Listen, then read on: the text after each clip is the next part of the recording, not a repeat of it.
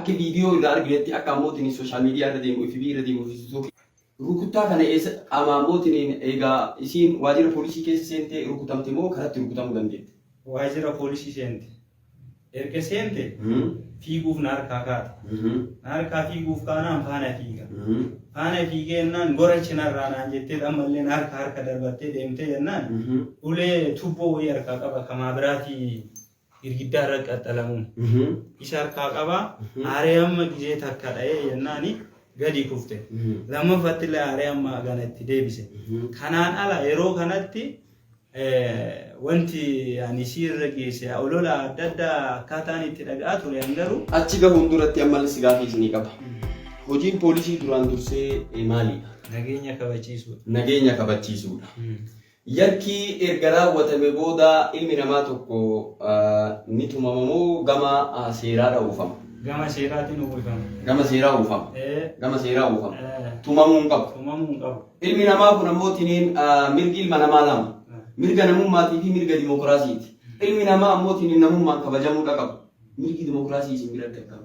Amma wanti achi keessa nageesse mirga dimokiraasii eegamaadha. Ani seerillee naan eeyyamu. Shari'aan hundoomuu naan eeyyamu. Isii tokko jechuudha. Ani wanti na aarsee ijaaba uffattee jirti. Ijaaba uffachuu isii kana keessatti illee namoonni zarii isii argan dura dhayaa illee natti wannan jedhu. Zariin isii erga argetti baay'ee na ulfaate. Namoota amantaa guddaa qabu. Erga kana argee isii yoo wanna jennu isi mulqatu ijaaba jedheen kana uffattee ijaaba uffattee maqaa musliimummaa balleessita fakkaattee hatuuf deemta hattuu amma maa kana maqaan balleessita malee wanni kun yakka ta'uu akka yakkaatti yakka dogongora nama ammootiin ilmi namaa tokko namummaa isaatiin kabajamuudha qaba. Ilmi namaa kun ammootiin wal dabara ka maanguddootii fi ka ulamaayitii fi ka hayyuu wal dabara akkasumas ammoo durba ta'uu waliin dubartii ta'een haadha ta'een obboleettii ta'eenas matama dubartii ta'uudhaan kabajamuu qabdi. Lammeessoo ammootiin ilmi namaa hunduu kabajamuudha qaba. Namummaa isaatiin kabajamuu qaba. Ammas ammoo dhiiraa fi durbi tokkoo miti. Matuma durba ta'uutiin kabajamuu qaba. Sadeessoo ammoo uffannaan kun waa calaqqisiisa. Akkuma uffanni kee ammootiin nuti seerallee kabajnaa uffata sanillee kabajna. Akkuma uffanni isin uffattan kun waan seeraa ammootiin calaqqisiisu uffanni jalaabiibaa kunillee siimaa islaamummaa kabachiisa. Haa ta'u hawaasni kunillee wanni inni ammootiin aareef waan kanaaf uffata waliin maatumamtii. Tokko durbummaa ammootiin dubartii sanirraan dubartii ta'uu waliin maatumamtii. Sadeessoo ammoo mirga namummaatii namummaan namni ilmi namaan kabajamuu hin qabudha ilmi namaa ka'aadha. Dogongora sadiin kana dogongoruun ammootiin gama keessan jira. Dogongortanii jirta namni ammootiin dogongora ofii beekuu waan guddaadha. Nama jechuun nama dogongoree akka dogongorellee wallaalee. Mee amma achitti dabaluun duratti badii mucayyoolee nu ibsitanii jirtanii wanni isin gaafachuu barbaadu yakki isin tumamteef moobaayiluma kana fuudhuudha. Mee tumaa isin hawaasa fuulduratti intala tumtan tan mucayyoo ammoo jalaabiibaa tumtan tana durba tumtan kana hawaasni kun tumaa kana argee ilaalcha poolisiif maal qaba? Ilaalcha poolisii qabu yaa jibbaa yaasisaa. Ana ammoo as keessatti wanti kana ta'eef yani aarii keessa seeneeti malee akka kiyyatti akka poolisii biraatitti osoo hin ta'in akka kiyyatti nama musliimaa taatee erga musliima taatee isiin ijaaba uffattee akkamitti kana taate garuu yeroo kana ta'etti yeroo ijaaba irraa mulqanii waan jedhanitti nuti dura musliimuma jenneet musliimummaa isiitti fudhannee jira jechuudha. Ono abilii mormaa guddaadha ofirraa qabdi. Morma abilii jechuun birrii kan morma godhatu dhiirri godhatu tokko warroonni kunoo dargaggeessiin godhataa miti. Abilii san morma irraa qabdi tarii deebi'ee maasaraa wayiilleen irra jira akka maasaraa uffata keessa kunoo uffata gulloo qabu hin jiru gonfoo qabu kan waan akkasiitti morma irra jira. Ada fakkeessitee isiin kana godhaatti kajedhu yeroo sanitti aarii keessa seenee dogongora amantaa isii kana qorattee amantaa isii dursa musliimaa jedhan. Musliima jedhan. Ammas jijjiiratte jijjiirachuudha. Namni wabii bakka kanatti namni wabii ta'ee illee ni jira. Namtichi wabii ta'ee musliima jecha intalli maqaan isii ammootiin amantaan isii musliima.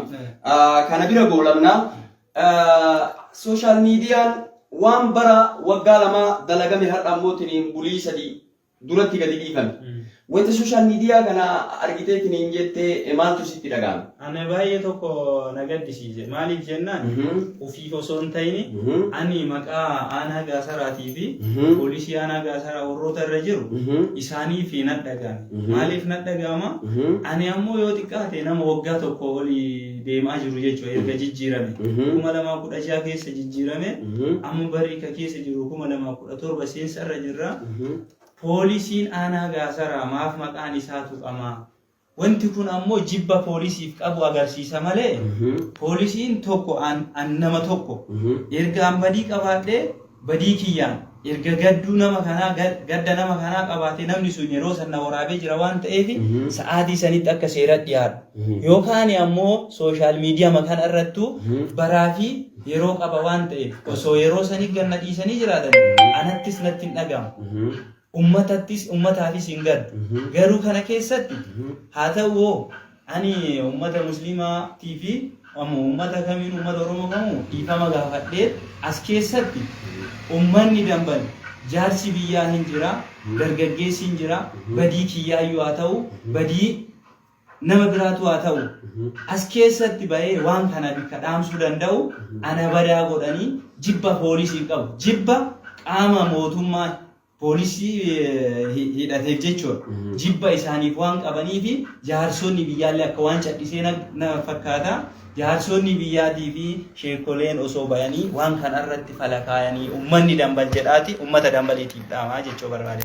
Galatoomi ulfaadhu taateen taate ammootiin waan waggaa lamaa har'aati. Waan waggaa lamaa har'aa taate ammootiin har'a sooshaal miidiyaan gadi bayanii ummanni bulii sadii booda tiktookii gama FBTtiin olii gadi oofaa jiran. Erga waan sooshaal miidiyaa kanarratti argitee obboleessi keenya dhiifama uummata gaafattee jirtamu hin gaafan. Gaafadhe dhiifamaa jedhe. Gama kamiin gaafan? Uummata hundaa. Gama kamiin? Gama kabajaa qabu. Osoo asiin dhufin dura istiidiyoo dhufin dura waan kana argitee balleessaa namni balleessi ana namni yakke ana jettee gaafatte moo nama biraatti dawwaltee tarii obboleessa kee haa ta'u tarii fira kee haa ta'u dawwaltee wanni kun erga argame balleessaan kiyya bakka naa bu'i jetteeni. Obboleessa kiyya ergadhee jira dawwaleetiin jechuudha. Kallattii kamiin waan kana ofirraa buusuu danda'a. An nama tokko yoo waan fedheeyyuu ta'eeyyuu namni biraa maqaan badaa jira. Amantaa musliimaa maqaa balleessaa jiran. Ani musliima amantaa biraan qabu. Amantaa kanarra dhaladhe. Amantaa kanarra guddadhe. Anaa fi uummata kiyyallee maqaan badaa jira. Ani yoo maqaan badellee yoo du'es an tokko amantaa jechuun dachiidha. Dachii kamirrattu abbaa itti amanetu qabata. Amantaan kanama dhuunfaadhe dhaqii naaf gaafadhu. Kallattii kamiin dhiifama uummata gaafachuu danda'a jettee obboleessa kee kanatti obboleessa kiyya dawwalee jechuudha. Achumaan dabree ammallee gaafiin inni lammaffaadha akka ati haasa'u kee keessatti xuuxetti poolisiin aanaa agaarfaa sababa kiyyas ammootiin poolisiin agaarfaa akkana daliidii jechuu miti.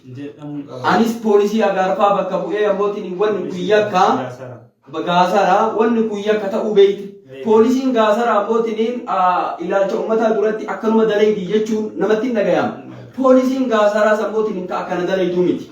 Ani dogongoree ammootiin dogongora kiyya fudhadhee jira jettee jirta.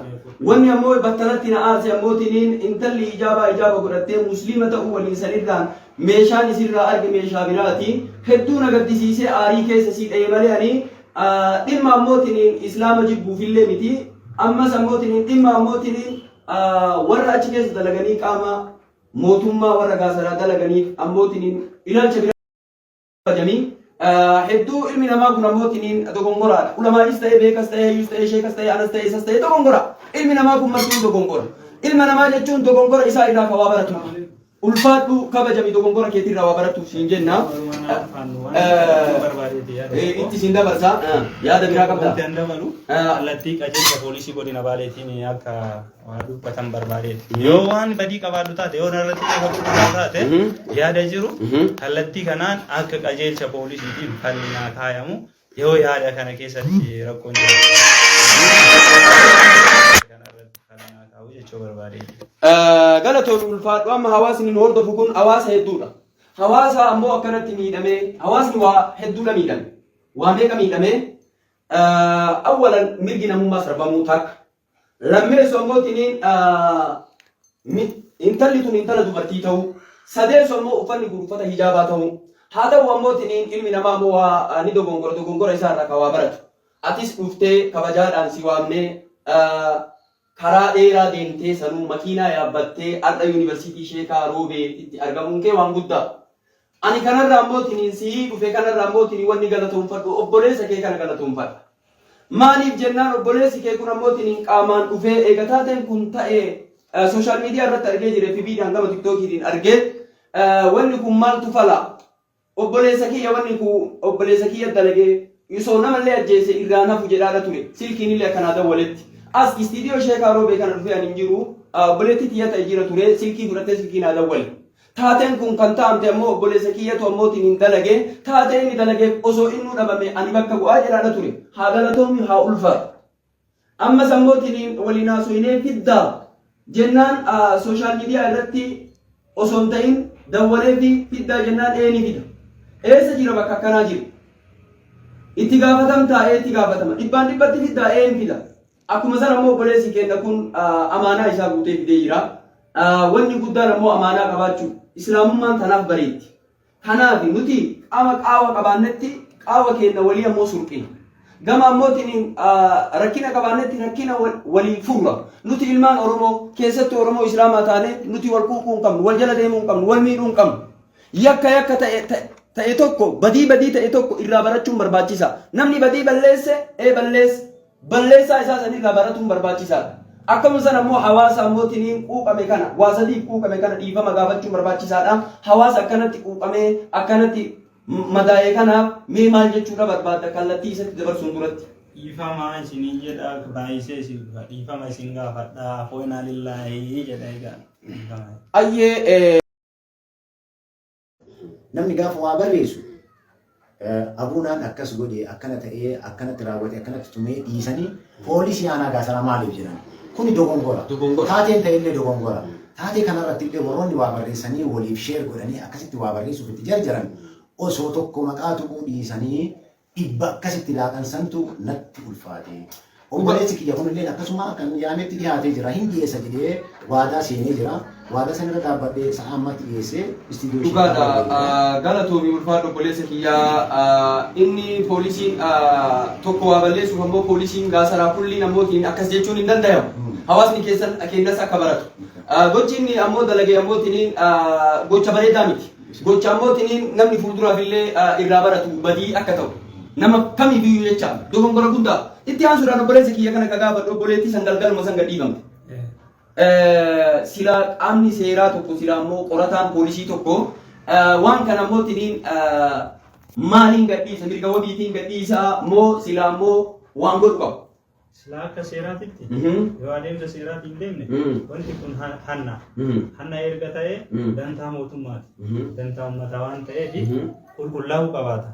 Nuti ammootuu kana raawwanne wanti kana dhooke mootummaa jechuun uummata uummata jechuun mootummaadha ka jennu erga uummanni nu kadhate mirga wabiitiin nama kennine fudhatanii galanii galgaluma gaafasii jechuudha. Nuti erga wanna dhamee mana hidhaa aanaa qabna malee ganda irratti dubartiif iddoon hin sirranne waan ta'eef. Aantummaan poolisii uummataaf jecha poolisiin uummataaf dalaga jecha. Ummata isin kadhate saniif ammootiin waan san mirga wabii waamsitanii gadi dhiiftan bakki isin illee dogongora. Maaliif jennaan qorataa akka taatanii isin waan isin ija kafinjii harkatti argamu tokko filaa akkas godhamuun hin barbaachisu. Maaliif jennaan abbaa alangaatu jira. Abbaa alangaatti achi dabarsan. Abbaan alangaa waan godhe birraa godhu. Barbaadu waan ammoo qorataa san qoratee gadhiisiin jechuu danda'a. Sun illee dogongora keessanii akkasitti fudhadha. Amma namni isiidhaa bakka bu'e isaanii na fakkaata.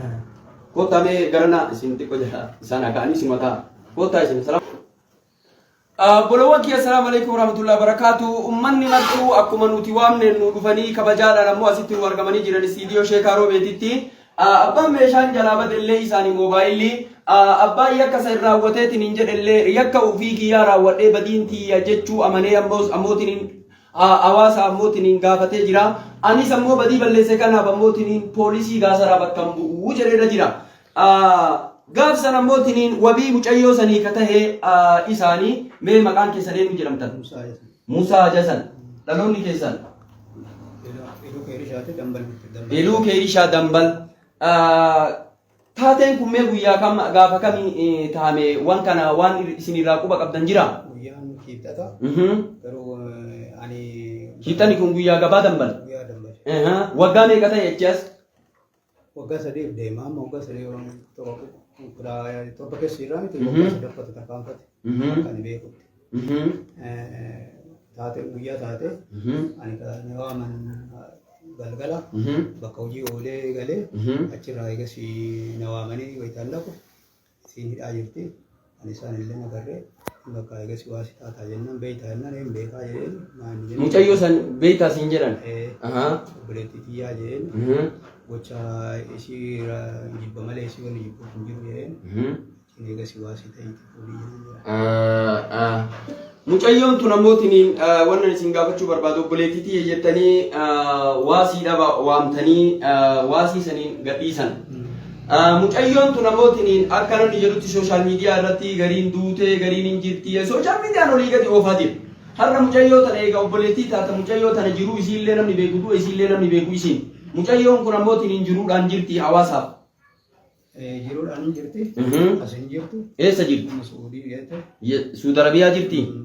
Rabbi siyaatiisu bakkuma jirtutti jennaa amma wanni nuti jechuu barbaanna miidhama ammootiin obboleettii teessanii san ammootiin qaamni marti argee jira hawaasni marti argee jira islaamaa kiristaanni argee jira isiidhaan walii dawwaltanii isiinis argitee jirti sooshaal miidiyaa namni hin fayyadamne hin jiru miidhama isii kana ammootiin poolistichi ammootiin miidhe isaa kallattiidhaan na bira jira miidhe na miidhe hin akka dhiistuuf akkuma kan isa waasii taatan baaftan akka isin dhiiftuuf yookaan dhiisu yoo jette ammootiin gatii kaafaltee waan gatiin ammootiin ta'e seeratti ammootiin dhiyeeffamanii waan san isinii kafaluu hin danda'an. Nu gaafachuu dandeettu dawwaltanii wal nu qunnamsiisuu dandeettu anaan. Bilbila isiin qabu eega isiin deemte. Bilbila isiin qabu waan kijibii asii qabu hin qabu. San dhiiftee fi dhiisuu baattee yoo amma achi bilbila isii argattee kan jedhu. Waggaa meeqa eega baate isiin biyya alaa? Biyya waan waggaa sanillee akkoo inni garuu haguu achirraa. Obboleettii teessan ta'u walii waggaa akkamii walaaltan? Jechuun achi bakka heerumteen deemte maa waan biraan deemte. Heerumteen deemte? Achi as isiniin dawwaltu quban qabdanii? Silkii barbaaddanii hoo ammootiin naa kennuu dandeettanii anan hin gaafadha silkii barbaaddanii? Mee barbaadee isinii kenna kaaf duratti. Ayyee ulfaadha kabajamaa isiniin jedha. Waan haasawaa qabdanii? Ayyee. Obboleeyyan kiyya marti warri nu daawwataa jiru galatoomaa jedha. Hayti rabbi immoo akkamni himnu kana jirti. Garuu taateen kun 2014 seensa 15ffaati. Dhimmi kuni nama maraa ilaala. Gizee barri mootummaan aanarraa gandatti akka namni baasiin baafne ummata yaadee barri bara araaramaati jedhee labsaa jirutti guyyaa lamaan sadii waan waggaa lamaan duratti taatee ta'e dhimma kana maaliif lola yookaan qabsoo labsuun maaliif barbaachise akka gaafii tokkotti hin gaafadha. Deebiillee garuu hin argadhatti jedhee yaada. Wannan isin gaafadhu amma isin amma. Bara araaramaati osoo jedhan maaliif qabsoo waan taatee bara 2014 labsiin maaliif barbaachise? Suni gaafii keessani. Wannan isin gaafadhu ammootiin meeshaan keessa moobaayilii eegesin jalaa bade ammootiin meeshaa san qanima san dhiiftanii. Dhiisee jiran gara kiyyaa. Hawaasni illee akka dhageettan meeshaa na jalaa fudhatte intalli sun qanima san dhiisee ammallee qanii san dhiisee rabbiif jecha dhiisee jaan isaan. Dhiisee jiran. Hawaasa kana wanni nuti jennuun obboloowwan keenya mara argannee jirra. Isaan obboleettii ofii silkii barbaadanii hin jirti jedhan jiruudhaan hin jirti. Achi dabaruun duratti sooshaal miidiyaa kanarra wanni ammootiin hin deemu obboleessa kiyya si gaafachuudha barbaade ilma dhiiraa tokko jalaabiiba itti godhanii argaa jirra. Waan sanirraa taatee waan amma olii gadi deemaa jiru ilma dhiiraa jalaabiiba itti godhanii tana jedhanirraa hubannoo natti qabdu jira. Ana waan irraa beekuun qaba. Isinoo hubannoon irraa qabdan jira. Isiyyuu taateen ammootiin ilma dhiiraa jalaabiiba itti godhanii olii gadi oofan suni dogongora abbaan gadi dhiise qoratamuudha qaba.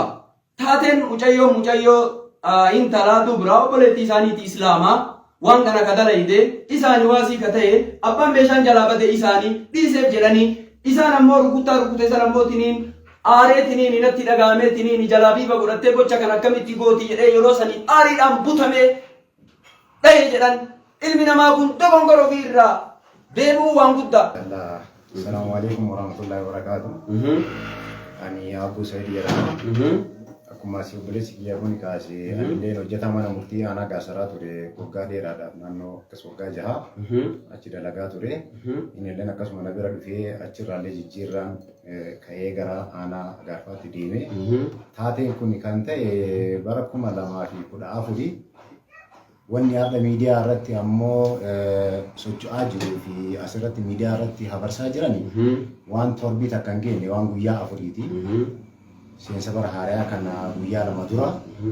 Kanaaf anillee waan kana erga argee baay'ee rifadhee hedduu rifadhee natti dhagahame. Ilmee namaa jechuun kaleessa gaafa foon uffannu dogongoraadha. Akkas dhugaa. Namni hin dogongoraa. Gaafa namni waan wahii argee taatee wahii raawwatu isaa poolisii miti anillee haga booda duubatti deebi'ee dhuftas gabbeessutti hattuudha gaafa jiran namni harka baasee maramu namatti kaaseetiin fiiga nama dha'uuf garuu seerichidha illee hin jedhu sun dhiifama jedha. Gama kiyyaan wanni ani argee wanni hawaasni miidiyaa irratti haasawaa jiruu fi wanni miidiyaa irratti dubbatamaa jiru baay'ee fokkaraadha waan namatti hin tolle jechuudha.